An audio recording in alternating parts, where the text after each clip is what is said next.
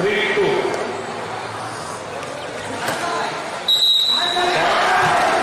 திருப்பூர் தெற்கு குறுமைய விளையாட்டுப் போட்டிகளை பெருந்தொழுவு அரசு மேல்நிலைப்பள்ளி பொறுப்பேற்று நடத்துகிறது. இதன் ஒரு பகுதியாக மாணவர் அனைத்து பிரிவினருக்கான எரிபந்து போட்டிகள் கிட்ஸ் கிளப் இன்டர்நேஷனல் பள்ளியில் நடைபெற்றது.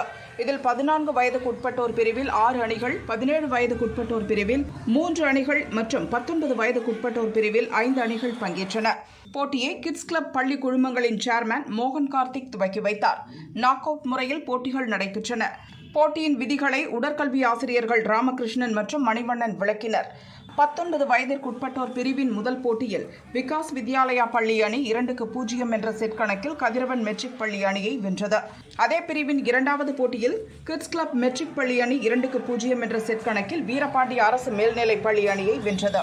14 வயதிற்குட்பட்டோர் பிரிவின் முதல் போட்டியில் சென்ட் ஜோசப் பள்ளி அணி 2-0 என்ற செட் கணக்கில் செஞ்சுரி ஃபவுண்டேஷன் மெட்ரிக் பள்ளி அணியை வென்றது.